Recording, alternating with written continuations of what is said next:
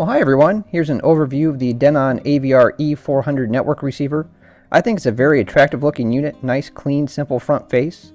They tout its power, its networking capability, and also its upscaling. The 185 watt number, it's an honest number, but it's a peak instantaneous number. Its continuous full range maximum capability is more like 90 watts, as they say in their manual. And here's a look at the front connections and buttons. You have a HDMI input, a USB, which is a 5-volt 1 amp, your input for your setup mic, headphone jack. Here's buttons to select your input source, your zone controls, dimmer and status button, and also 4 quick selections for inputs.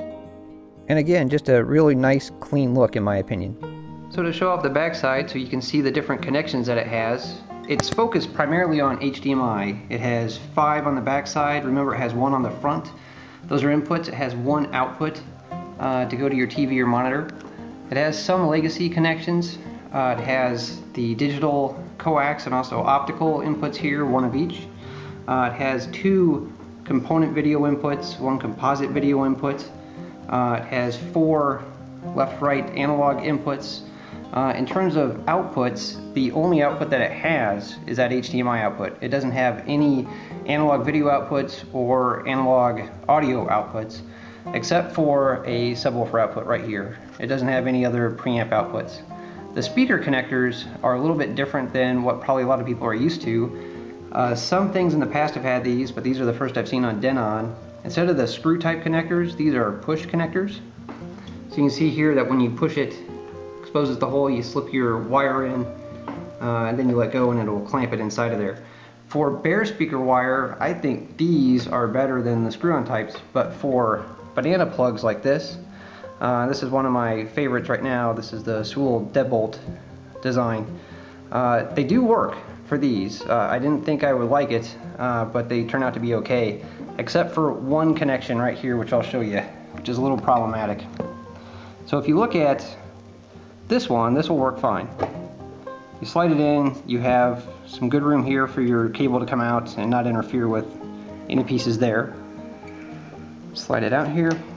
But this one, right here, and CNET notes it on their review of this unit as well. This, you'll see here, I can't fit it in. It interferes with it. And this is pretty thick for a base, so they make ones that are thinner. But any ones that are about this length, when they come out, you'll be able to see it here. This is right where your wire is going to be trying to come out. So this is just a unfortunate design oversight, in my opinion, for banana plugs on this unit, because this connector right here really doesn't support it, unless you have a shorter plug, or you want to go to bare wire on just that one speaker wire right there. And speaking of speaker wire, Denon included a really nice set of speaker wire labels. This was a nice thing for me. I've been using cut up post-it notes and tape for years, and this makes it look much nicer. Here's a look at the on-screen setup system. This video is not going to do it justice. Denon did a very nice job with the graphics. Steps you through it, tells you to plug in the microphone, turn your subwoofer on if you have one, and then it'll start running through the test. So here you can hear the test tones it's going to put out. And then it's going to move from, left to center and then so forth.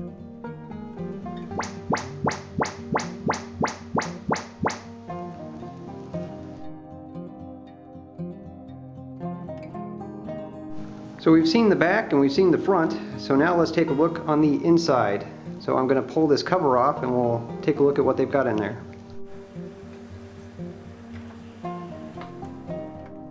I wanted to show you the inside, but I don't recommend that you take the cover off. It might violate your warranty. If you decide to do it though, just note that there's some tape on the inside of the lid that connects it to the front cover that you're going to have to remove in order to get it off. So just taking a look around at the inside, you can see the electronics, the heat sinks there. Here's the power transformer. Next to it are the 2 power supply capacitors. You can't see very well in the video, but here's a picture. See, they're 10,000 microfarad 71 volt caps. That's not bad for a receiver.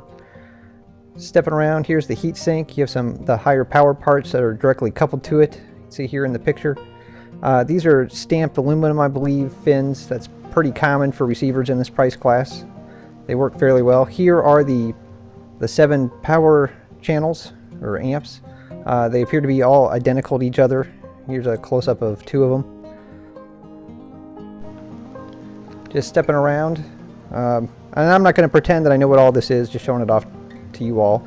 Here's the HDMI connectors, circuit board with that, the power cord coming in. Here's the front panel circuit board, runs the display. Also the volume control here you'll see on the back side.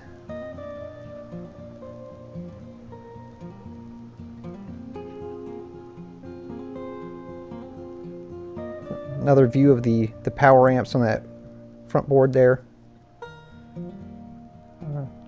That's about it. Well, hi, and welcome to a video supplement for my written review for the Denon AVR-E400.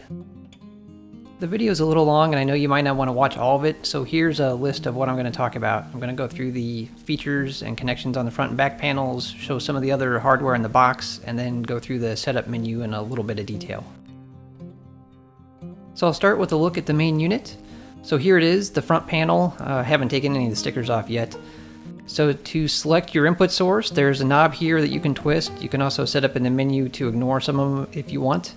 There are 4 buttons to directly select a source, and even though they're printed on there for select ones, you can assign them to any ones you want.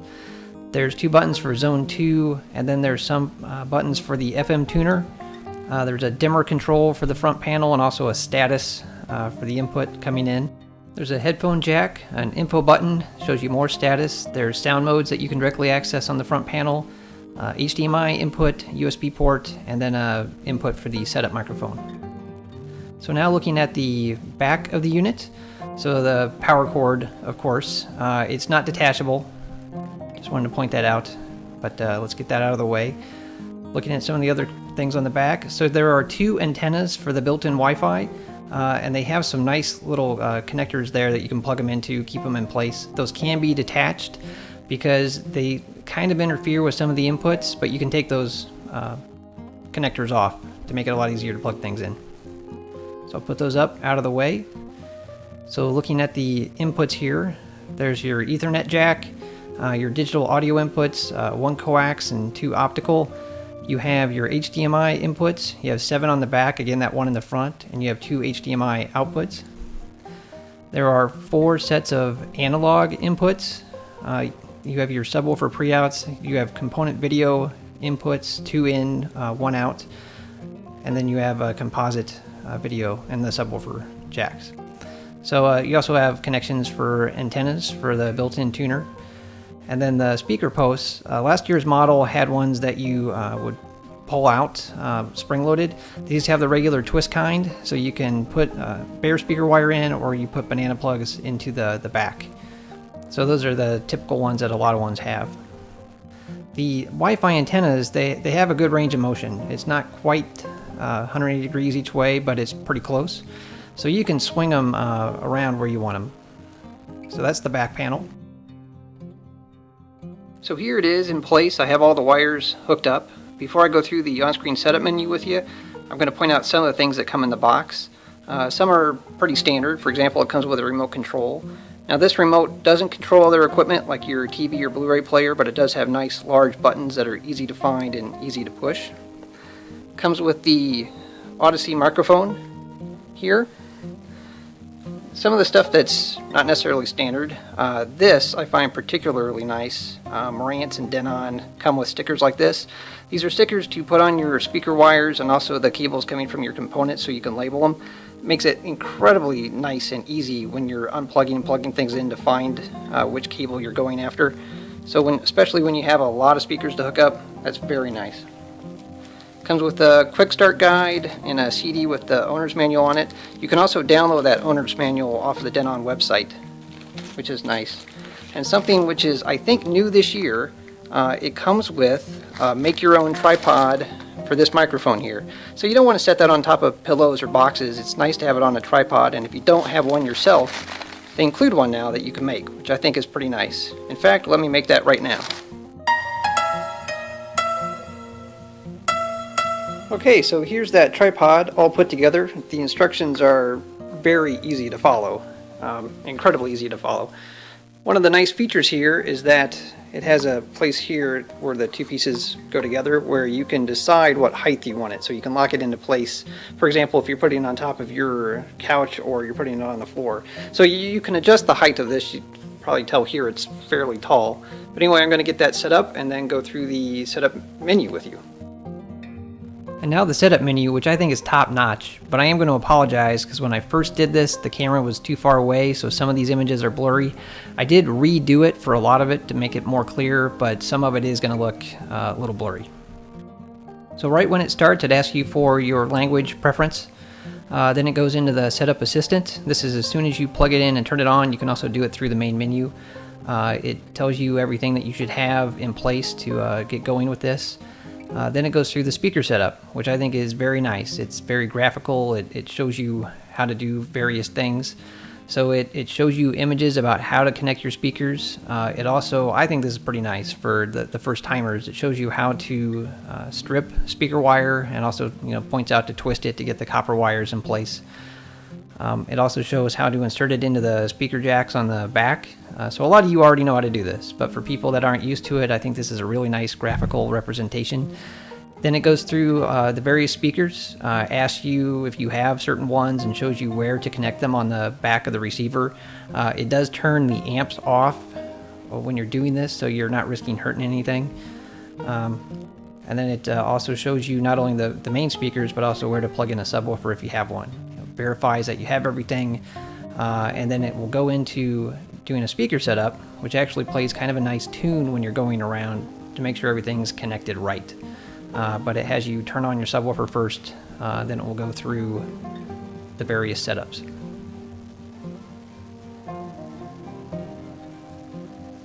So hopefully you can hear that tune in the background. I'll talk over the top of it, but it's a lot better than just the white noise or the beeps that a lot of systems will do.